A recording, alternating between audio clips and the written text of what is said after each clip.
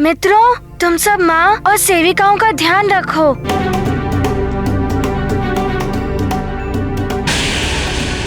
मैं और पिताश्री इन राक्षसों का ध्यान रखते हैं।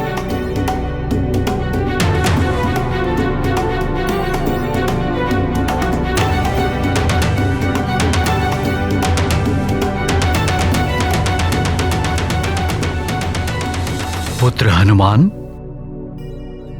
तुम्हें जो युद्ध शिक्षा दी थी उसके अभ्यास का समय आ गया है।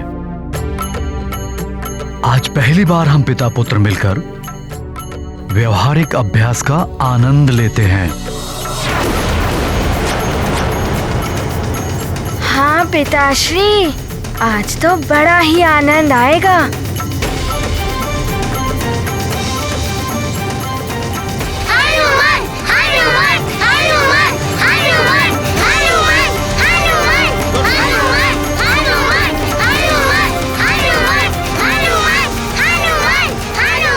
तुम वानरों को तो युद्ध शिक्षा हम देंगे। अच्छी तरह से। हनुमान, गदा प्रहार करो। जी पिताश्री।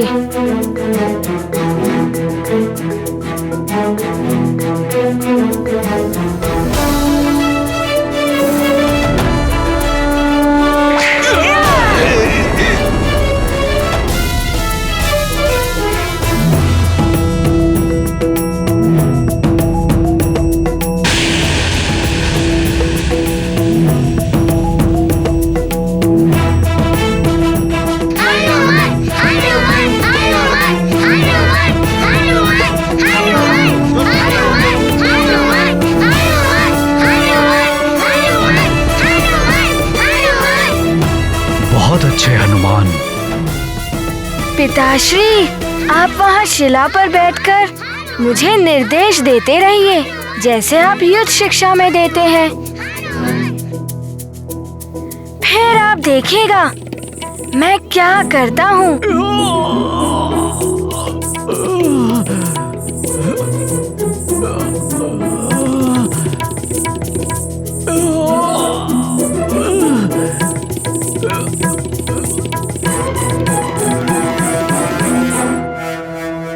और अब गोला प्रहार। सखा!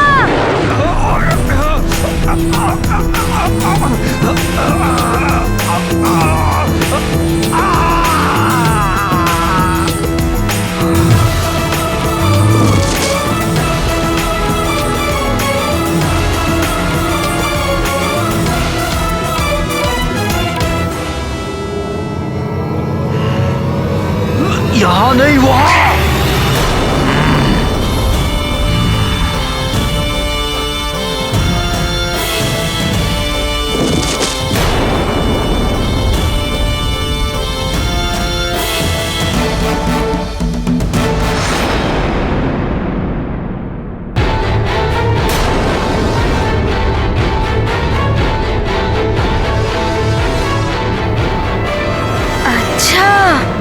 माँ की ओर। सखा!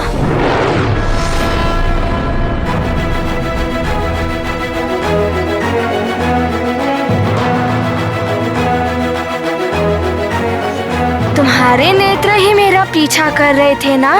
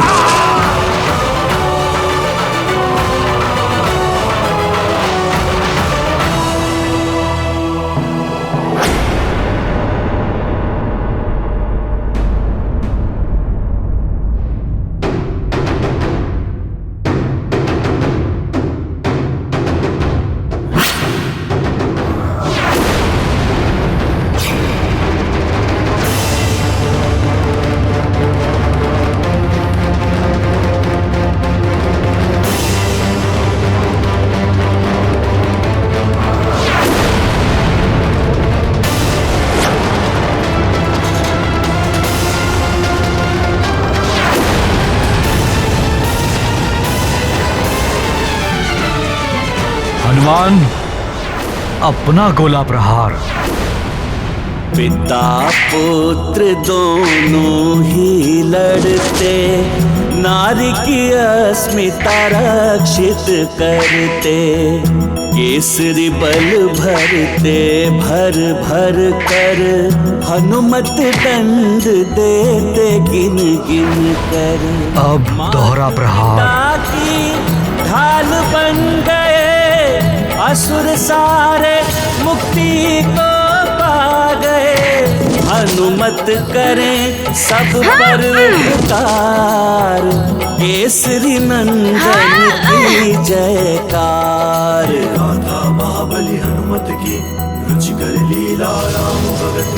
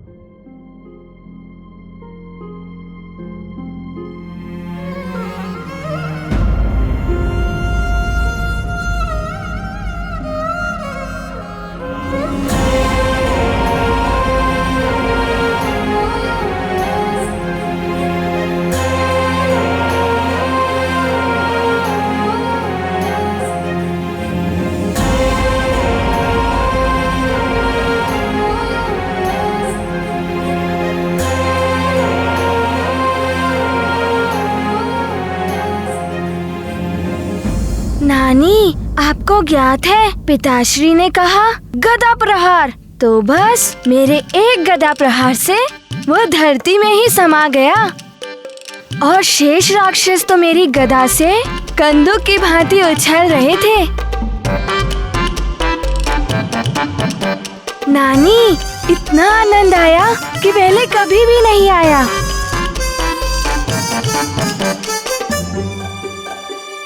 हनुमान, राक्षसों का सफाया तो हुआ ही, तुम्हारी माँ का मुखड़ा भी कैसी प्रसन्नता से खिल उठा है। जब देखो तब दुखी दिखाई देती थी।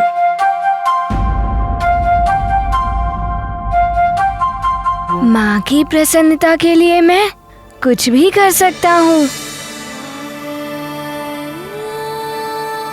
मेरी पुत्री बड़ी ही भाग्यवान है जो इसे हनुमान जैसा पुत्र और महाराज केसरी जैसा पति मिला। हे ईश्वर, इनका साथ कभी ना छूटे। इनके मुखड़े प्रसन्नता से यूं ही खिले रहे। नानी, मैं माँ की प्रसन्नता के लिए प्रतिदिन एक असुर का अंत कर सकता हूँ। उचित है ना माँ? बस आप ऐसे ही मुस्कुराते रहना।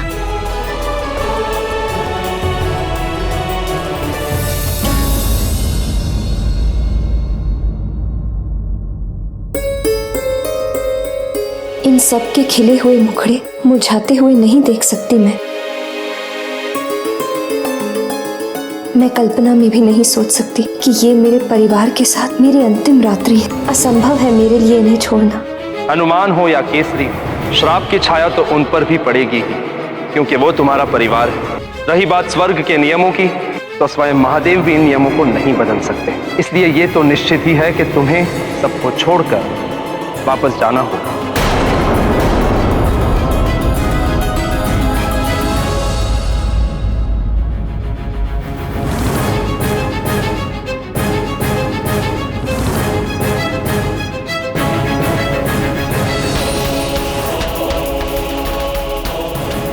महाराज, प्रणाम। क्या हुआ मंत्री जी? पुनः कोई उपद्रव हुआ क्या? हाँ महाराज, न जाने कहां से अनेकों असुर आ गए हैं, जो आसपास के वनों में रहने वाले ऋषि मुनियों पर अत्याचार कर रहे हैं।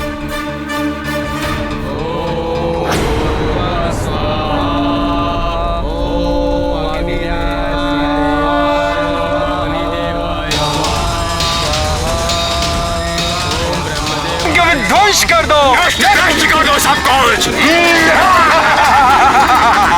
कोई यज्ञ नहीं करेगा, कोई भविष्य नहीं देगा देवताओं को। देखो, ये सब तुम अनुचित कर रहे हो, भगवान के कार्य में विघ्न डाल रहे हो। कान खोलकर सुन लो मूर्खों, यदि इंद्र और विष्णु के नाम पर यज्ञ किया तो नरभक्षियों के सामने फेंक दूंगा।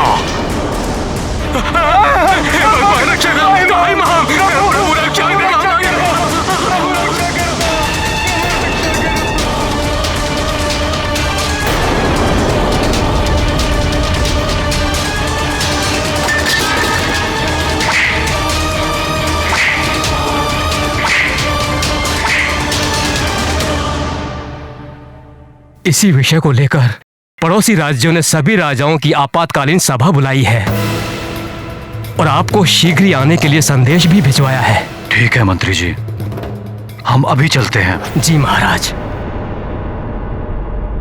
अंजना, तुम चिंता मत करो, मैं शीघ्र ही लौट आऊंगा। यदि असुरों का वध करना पड़ा तो 1 दिन भी लग सकता है। तुम चिंता मत करो अंजना, मैं शीघ्र ही लौट आऊंगा।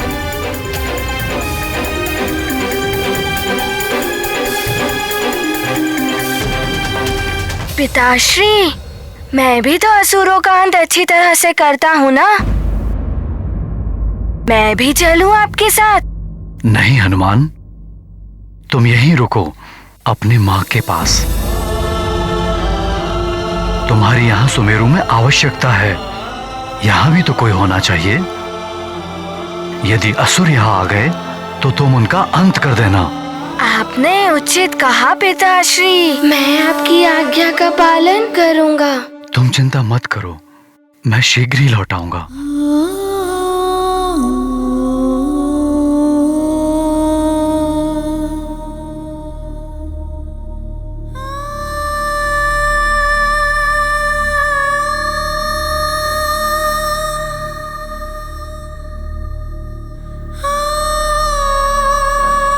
स्वामी, आज रात्रि आप ना जाएं तो।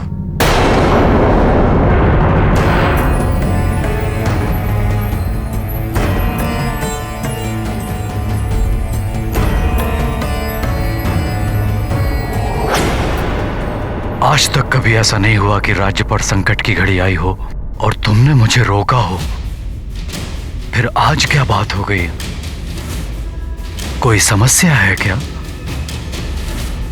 नहीं, वो बात यह है कि आप अभी अभी इतने बड़े संकट से उभरे हैं।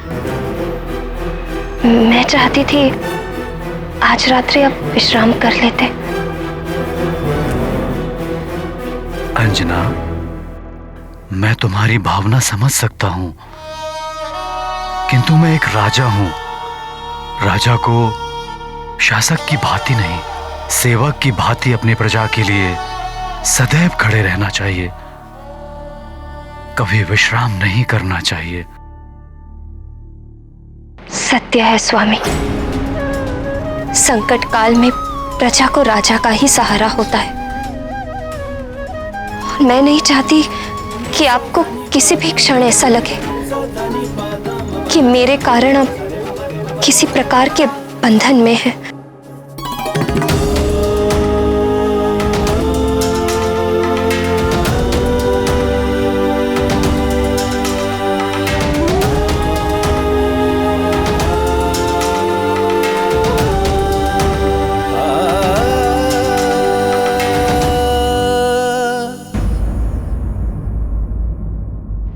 जाइए,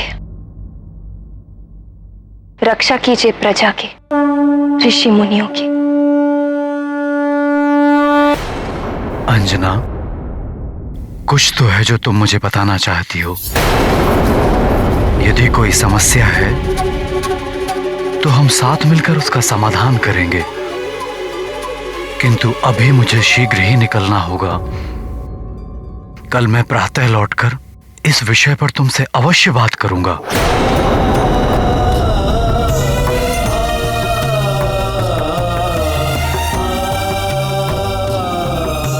वचन है ये मेरा।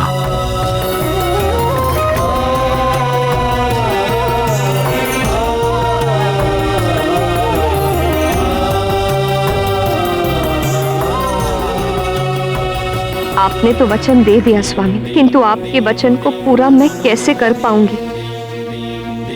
आप जिस प्रातः का वचन दे रहे हैं, न जाने कल वो सुबह होगी भी या नहीं।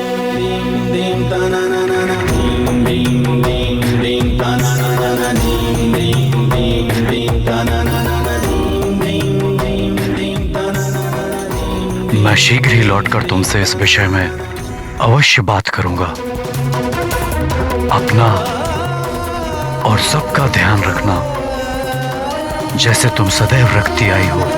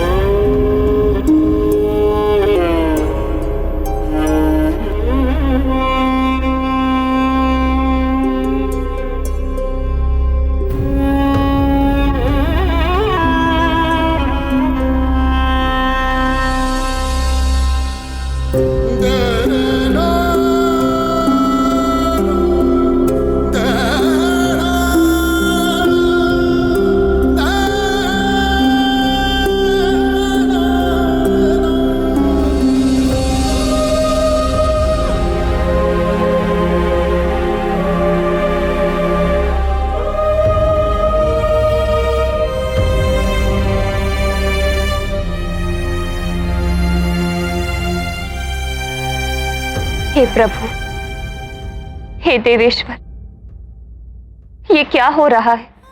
आज की अंतिम रात्रि पर भी मेरे स्वामी मेरे साथ नहीं है।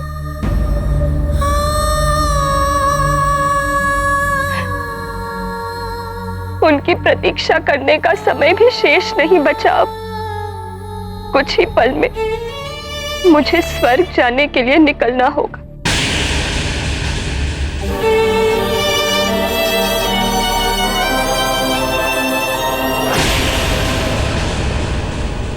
बल बल बल, ये तो महत्वपूर्ण समाचार है। इसी क्षण की तो प्रतीक्षा थी मुझे। बल बल बल बल, अब ये सूचना शीघ्र ही लंकेश को देनी होगी। बल बल बल बल।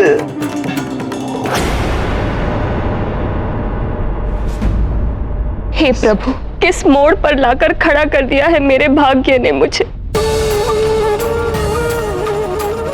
अभी अभी तो मेरे परिवार में सुख के दिन लौटे, और अब मेरा विच्छोह महादेव, मेरा पुत्र, मेरे पतिदेव, कोई भी सहन नहीं कर पाएगा मेरे विच्छोह को। यदि उन्हें सच्चाई ज्ञात हो गई तो इंद्रदेव से भी युद्ध ठान लेंगे वो। मुझे तो स्वामी को सत्य बताने का अवसर भी नहीं मिला, अन्यथा मैं उन्हें अवश्य मना लेती, समझा देती कि नियति को मानकर ये स्वीकार कर ले। हनुमान को तो कुछ बता नहीं सकती, अबोध है वो।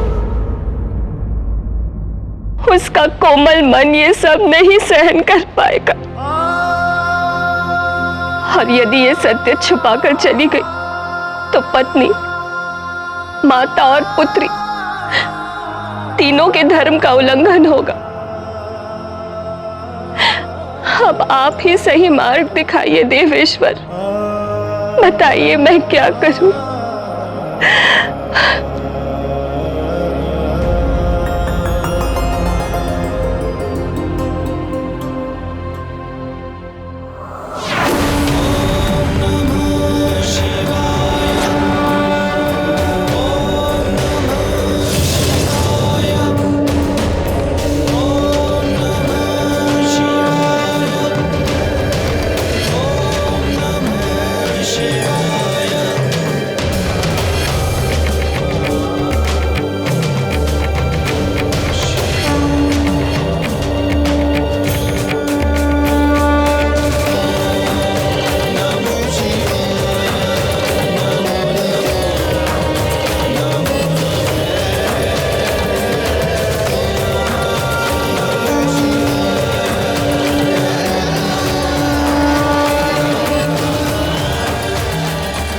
मैं समझ गई माधव कि आप मुझे कौन सा मार्ग दिखाना चाहते हैं।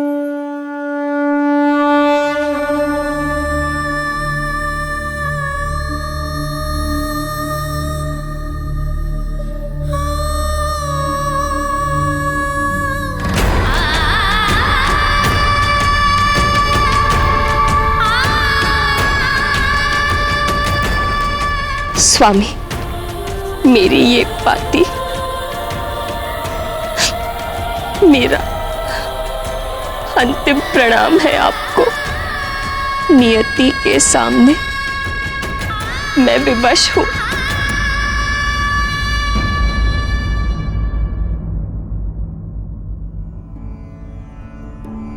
माँ,